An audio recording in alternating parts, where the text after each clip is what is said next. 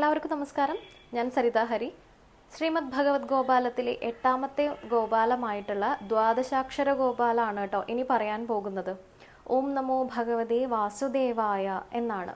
ഇത് മഹാവിഷ്ണുവിൻ്റെ മൂലമന്ത്രമാണ്. ദ്വാദശാക്ഷരി മന്ത്രം എന്നും നിങ്ങൾ കേട്ടിട്ടുണ്ടാവും അല്ലേ? അപ്പോൾ ഇത് 11 പ്രാവശ്യം ജപിക്കുന്നത് വളരെ നല്ലതാണ്. ഇനി 11 പ്രാവശ്യമല്ല, കൂടുതൽ ജപിക്കാൻ പറ്റുമെന്നുള്ളവർ 108 തവണ ജപിക്കുക.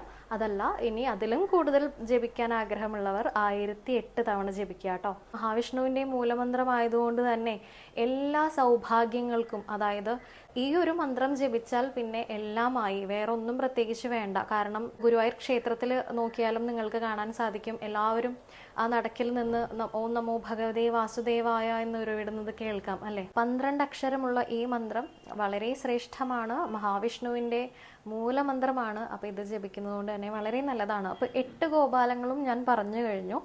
ഞാൻ ജപിക്കാറുള്ളത് എങ്ങനെയാണെന്ന് ചോദിച്ചു കഴിഞ്ഞാൽ, ഈ 8 ഗോപാലങ്ങളും ദിവസവും ഒരു പ്രാവശ്യം ഞാൻ മുടങ്ങാതെ ജപിക്കാറുണ്ട്. നിങ്ങൾക്ക് അങ്ങനെ ഫോളോ ചെയ്യണമെങ്കിൽ ഫോളോ ചെയ്യാം, ഇല്ലെങ്കിൽ ഓരോ മന്ത്രവും പറ്റുന്നത്ര ജപിക്കാവുന്നതാണ്. രാവിലെ കുളി കഴിഞ്ഞാൽ അങ്ങനെ വേണമെങ്കിൽ അങ്ങനെയും ജപിക്കാം, ഇല്ലെങ്കിൽ സന്ധ്യയ്ക്ക് ജപിക്കാം. നിങ്ങൾക്ക് എപ്പോഴാണോ സമയം കിട്ടുന്നത് അപ്പോഴൊക്കെ ജപിക്കുക കേട്ടോ. അപ്പോൾ ഇതെല്ലാവർക്കും വ്യക്തമായി എന്ന് വിചാരിക്കുന്നു. എല്ലാവരും നിത്യേന ശ്രീമദ് ഭഗവത് ഗോപാലങ്ങൾ, അതായത് 8 ഗോപാലങ്ങളും ജപിച്ചോളൂ. വളരെ നല്ലതാണ് കേട്ടോ. ഓരോന്നിനും അതിൻ്റേതായ ഫലശ്രുതികളുണ്ട്, അതെല്ലാം ഞാൻ വീഡിയോയിൽ പറഞ്ഞിട്ടുണ്ട്. അപ്പോൾ അങ്ങനെ അതുപോലെ തന്നെ ഫോളോ ചെയ്തോളൂ കേട്ടോ. നിത്യേന ജപിച്ചോളൂ. എല്ലാവർക്കും ഗുരുവായൂരപ്പൻ്റെ അനുഗ്രഹം ഉണ്ടാവും തീർച്ചയായിട്ടും.